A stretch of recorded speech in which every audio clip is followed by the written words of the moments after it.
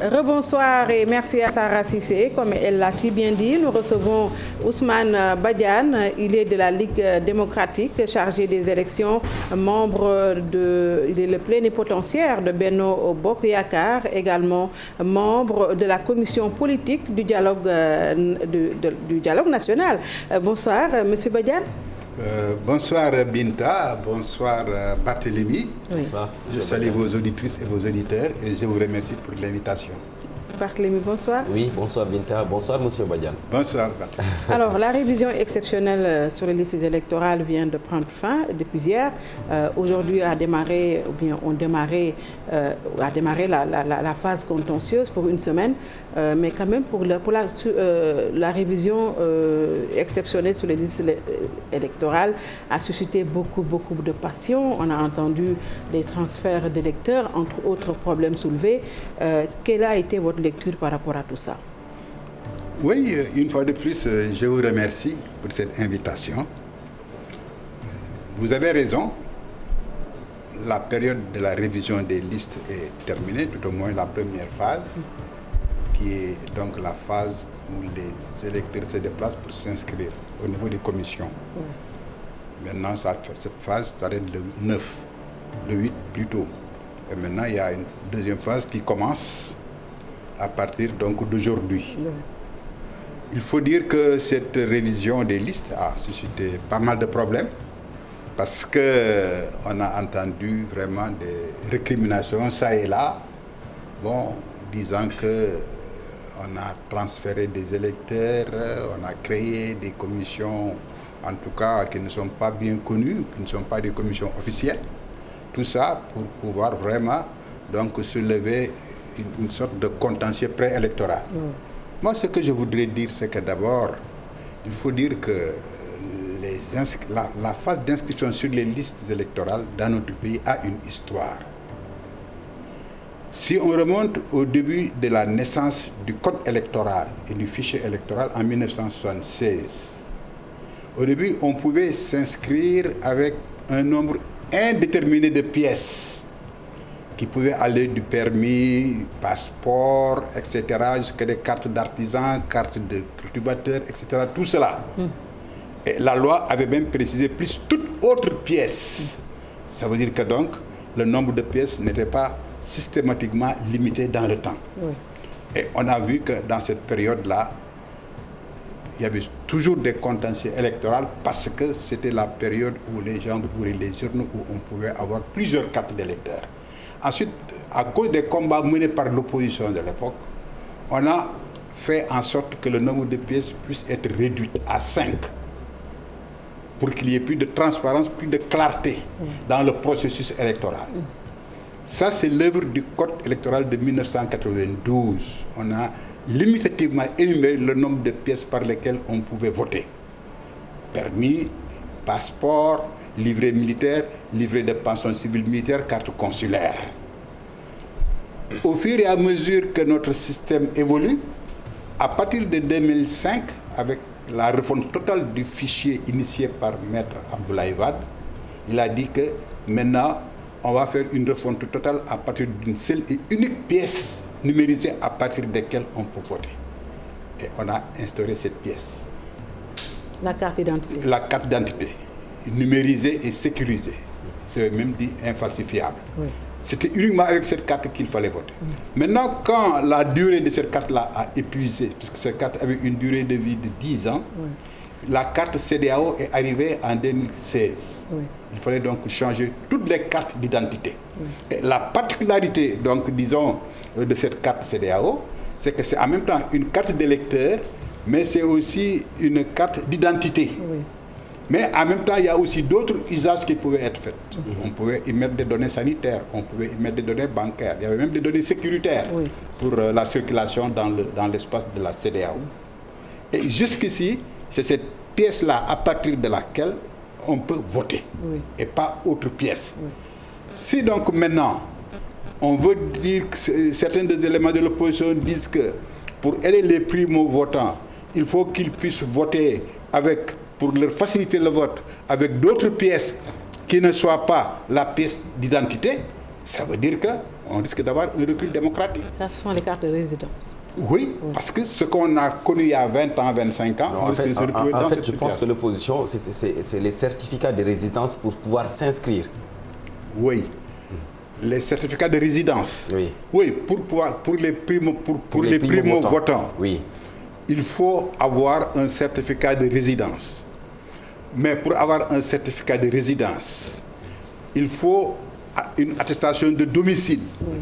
Parce que vous savez, dans notre système électoral, l'électeur est toujours rattaché à une circonscription électorale. Oui. C'est pourquoi on demande d'abord un certificat de domicile délivré par le délégué de quartier. Et maintenant, nanti de ce certificat de domicile, on peut aller voir le maire qui délivre maintenant le certificat de résidence. Parce que le maire, c'est son territoire. Il est censé connaître ceux qui vivent. Justement, c'est là où se situe le problème, parce que l'opposition dit que certains maires délivraient ces certificats de résidence sur la base de l'appartenance politique. Bon, on le dit, mais de toute façon, ça ne doit pas se faire. Tout citoyen qui produit un certificat de résidence doit pouvoir en bénéficier, indépendamment de l'appartenance à un parti ou à un non-parti. Le problème maintenant, c'est que certains éléments de l'opposition dénoncent, c'est qu'il y a des responsables, bon, disons, qui font venir ce qu'ils appellent leurs électeurs, ou en tout cas leurs sympathisants. Voilà, transfert d'électeurs. Mais cette notion de transfert d'électeurs n'existe pas dans le code électoral. Il n'y a pas le concept de transfert d'électeurs. On en parle souvent, à chaque fois. On en parle, oui, on en parle. Est-ce que c'est interdit? Bon. C'est interdit? Mais le code n'en parle pas. Ce qui est interdit, oui, c'est que quelqu'un puisse être inscrit sur les listes électorales sans pour autant qu'il se présente lui-même, parce que l'inscription est individuelle.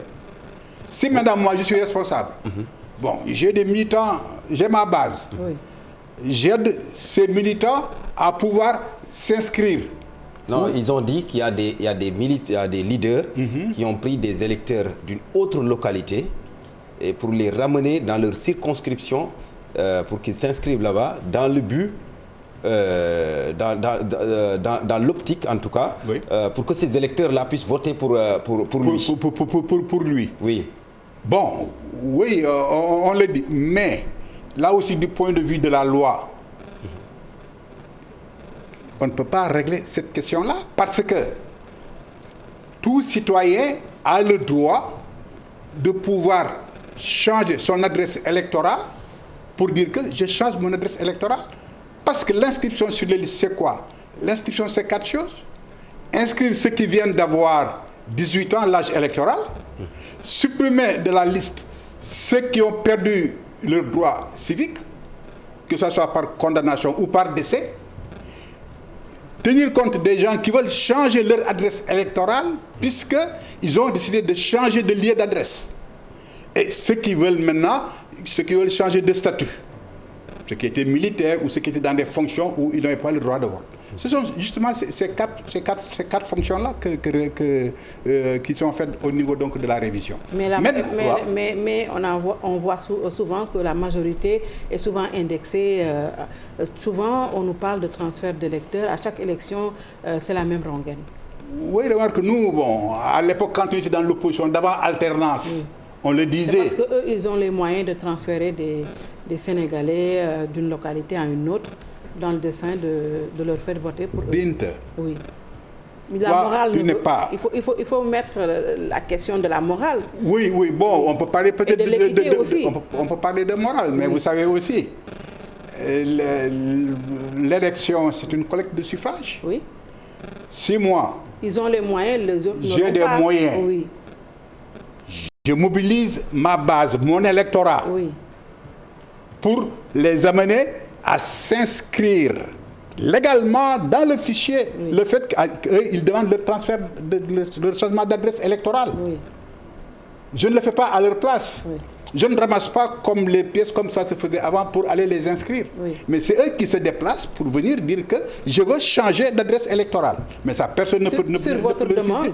Bon, ça peut être sur ma demande, ça peut être sur vous ma leur avez posé suggestion. quelque chose aussi. En fait, ce que je Il y a voulais la comprendre, morale et l'absence d'équité. Est-ce que le code électoral vous permet, vous par exemple, monsieur Badiane, d'aller récupérer des électeurs de Ndioum par exemple, les amener dans votre commune pour qu'ils votent pour vous, pour qu'ils s'inscrivent là-bas et pour qu'ils votent pour vous?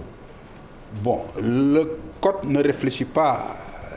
C'est pas mentionné dans le ne réfléchit pas en ces termes, quoi. Que moi j'aille à Ndioum ou à Matam prendre des électeurs, oui, les amener, parce que moi je suis dans la commune de Grand Dakar, pour qu'ils s'inscrivent là-bas. Mais s'il y a des populations qui sont de Ndioum ou de Tamba ou de Kédougou qui décident de changer d'adresse électorale pour venir s'inscrire là où moi je suis, en tant que leur leader. En tant que leur leader ou en tout cas en tant que responsable. Mais qui peut le reprocher? Personne. L'essentiel, c'est qu'ils l'ont fait dans la période où il fallait le faire, dans la période des inscriptions. Ils sont venus eux-mêmes pour dire que c'est ça, ils veulent s'inscrire là-bas. Personne ne peut le refuser. Moyennant quelque chose. Je ne sais pas moyennant quelque chose, mais vous savez, dans le code, il y a on fait la confusion. Oui. On parle de certificat, on parle de domicile de résidence. Le code dit, et là il faut noter même une évolution sur pratiquement ces deux notions. Parce qu'avant, il y avait de 1976 jusqu'en 2013, il y avait 4 conditions pour voter. 4 conditions seulement. C'était quoi? Celui qui est dans sa localité, ce qu'il appelle ce qu'ils appellent le domicile réel. On peut voter là-bas. Le domicile réel, c'est le lieu de la circonscription où donc réside l'électeur. Ensuite, où la résidence, il y a 6 mois.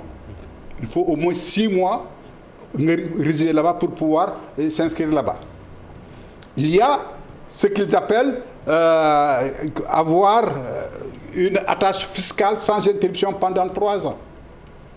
Et la 4e condition, c'est ceux qui sont assujettis à une résidence obligatoire. C'était ces 4-là. Et on a évolué dans notre code avec ces 4 conditions jusqu'en pratiquement 2012-2013, quand on a fait l'acte 3.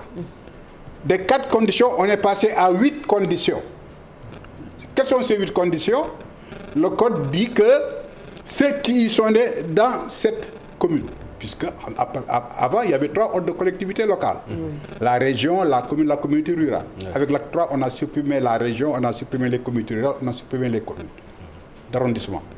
Et le code dit que ceux qui y sont nés dans cette commune, ou ceux qui y résident au moins depuis 6 mois, ça veut dire que donc le code introduit une nuance entre la résidence et le domicile. Voilà. Et ensuite, ceux dont l'un des ascendants au premier degré réside dans cette commune. Oui. Ça, c'était la 3e condition. La 4e condition, c'est ceux qui ont une attache fiscale sans interruption pendant 3 ans. 4e condition, ceux qui sont assujettis à une résidence obligatoire. Tout ça, c'est dans l'article 36. L'article 35 maintenant précise, ajoute 2 autres conditions. Ceux qui, au moment de l'ouverture de la liste, n'avaient pas rempli les conditions de résidence et d'âge, mais les rempliront au plus tard avant la clôture de la liste. Avant la clôture. Et le même article précise, ça c'est en cas de révision ordinaire. Et en cas de révision extraordinaire, ceux qui n'ayant pas rempli les conditions d'âge, mais les rempliront au plus tard le jour du scrutin. Ce n'est plus avant la clôture, mais le jour du scrutin. Ça fait donc 8 conditions. Et ce sont ces 8 conditions-là qui sont valables pour le niveau national, puisque les Sénégalais de l'extérieur aussi votent. D'accord. Mais est-ce que le fichier, à l'état actuel, garantit une élection libre et transparente à la lumière de ce qui s'est passé récemment? Le fichier a été audité 9 fois. Nous avons eu 2 mises à jour du fichier en 1999 et 2000. Nous avons eu 3 audits faits par la société civile sénégalaise, sous son égide, et nous avons eu pratiquement 3 missions d'audit indépendants internationales. Et c'est toutes ces missions d'audit internationales ont conclu que le fichier était fiable à 98%. Avec des observations. Avec des recommandations. Avec des recommandations. Chaque fois qu'il y a... Mais toujours l'opposition doute de la fiabilité. Mais l'opposition a participé au terme de référence, c'est ça, de l'audit. Ils étaient membres de la commission du dialogue. Oui. Moi, j'étais membre de la commission en 2010-2011. Ce qu'on appelle la MAFE 2010-2011. Il y a une MAFE en 2010, il y a une MAFE en 2011. Ce n'est pas le MAFE alimentaire. Hein? Oui. C'est ça. Oui. Ensuite, le MAFE 2018 et même 2021. Oui. Et cet audit a été fait sur la base de ces mêmes principes. Ils ont dit que le fichier était fiable presque à 98%. Maintenant, ils ont fait des recommandations. Dans la MAFE de 2010, ils avaient fait 180 recommandations. C'est beaucoup. Et ces 180 recommandations, les acteurs politiques en ont tenu compte dans le cadre de la revue du code électoral pour essayer donc d'intégrer progressivement ce qui doit être fait à court terme, à moyen terme et à long terme. La MAFE de 2018 a fait plus de 60 recommandations. Et toutes ces recommandations-là, après, sont examinées par les acteurs dans le cadre du comité technique de revue du code électoral pour essayer de voir ce qu'on peut intégrer immédiatement, ce qui peut faire l'être moins immédiatement et ce qui peut faire dans le long terme. Ça a toujours existé. Donc, on ne peut pas dire que parce qu'on a fait des recommandations, il faut prendre toutes les recommandations et les mettre en application. Donc, pour vous, l'opposition est de mauvaise foi? Je crois, parce que dans le cadre de la mission d'audit, dès le début, nous sommes d'accord sur le fait que voilà les points qu'on veut discuter. Chacun donne son point de vue, on les trie, on les hiérarchise et on organise la discussion. Oui. Et on dit que si nous sommes d'accord, ce sur quoi nous sommes d'accord, le président de la République va l'appliquer. Maintenant, les questions sur lesquelles il y a désaccord, maintenant, le chef de l'État qui a ce pouvoir pour pouvoir trancher. Très rapidement, nous allons terminer avec les investitures à venir. Est-ce que la LD, vous êtes un parti allié du président Macky Sall, à ces conditions par rapport à ces investitures? Ah oui, nous sommes alliés à la coalition Benno Bokk Yakaar et nous sommes des alliés fidèles et loyaux. Oui. Nous participons à la vie de la coalition. Ces élections-là aussi, nous les préparons au même titre que tous les membres de Benno. La conférence des leaders s'est réunie régulièrement. Il y a une réunion qui s'est tenue il y a moins de 3 jours. Oui. Le secrétariat national se réunit, il y a la commission des femmes, il y a la commission des jeunes, il y a la commission du 3e âge et partout, en tout cas, les discussions se font de façon active. La LD participe aux discussions et la LD s'accorde avec le chef de l'État pour dire que partout où il y a des accords au niveau de la base, accords qu'il faut matérialiser par le consensus, il n'y a pas de problème. Maintenant, là où il y a des accords, il faut lui soumettre la question, mais ce n'est pas lui seul qui va l'examiner. Vous avez déjà 4 mai. Nous avons des maires. Oui, nous avons 3 ou 4 à Gandon, à Katamba. Gandon, Katamba, oui. Gandon, c'est l'ancienne ministre. Khoudiambay. Oui, c'est dans la région de Saint-Louis. Oui. Kataba, c'est dans le qu'on maintienne les acquis de la LD déjà. Bon, la proposition que notre comité électoral va faire, c'est que les acquis que la LD avait au niveau de ces communes-là, puisque les maires là ont fait un très bon travail, qu'on les maintienne. Et si on ne les maintient pas? Bon, si on ne les maintient pas, on va discuter pour voir qui mettre à la place. Mais puisque nous sommes dans le cadre d'une alliance très large... Vous n'avez pas de proposition de candidature à faire au chef de l'État au niveau de la non, les candidatures, nous le faisons à la base. Notre souhait, c'est que ce que nous avons actuellement, qui est un acquis, que ces maires-là qui ont fait un bon travail et qui sont plébiscités même par les populations dans les territoires, qu'ils soient maintenus. Si on peut ajouter autre chose, c'est encore mieux. Si elles ne sont pas maintenues, si on n'ajoute pas autre chose, est-ce que vous êtes tenté sur des listes parallèles, par exemple? Non, nous, en tout cas pour l'instant, c'est pas ça la dynamique dans laquelle nous sommes. La dynamique dans laquelle nous sommes, c'est qu'en tant qu'alliés fidèles et loyaux, respecter les décisions qui sont arrêtées d'un commun accord par la coalition. Maintenant, toute alliance est conflictuelle. Toute alliance aussi suppose aussi la perte d'un minimum d'indépendance, de liberté au profit du groupe. Mais nous, c'est ça que nous privilégions, la dynamique de groupe, l'esprit de groupe, fait dans la solidarité, dans l'entraide, dans la démocratie. Et pour nous, ça a toujours été les valeurs auxquelles nous avons toujours défendu et nous sommes encore dans la conquête et dans le respect de ces valeurs. Merci. Merci beaucoup Ousmane Badiane. Merci bien Binta, c'est moi qui vous remercie. C'est toujours un plaisir de venir ici. Merci d'avoir suivi et à demain Inch'Allah. Merci.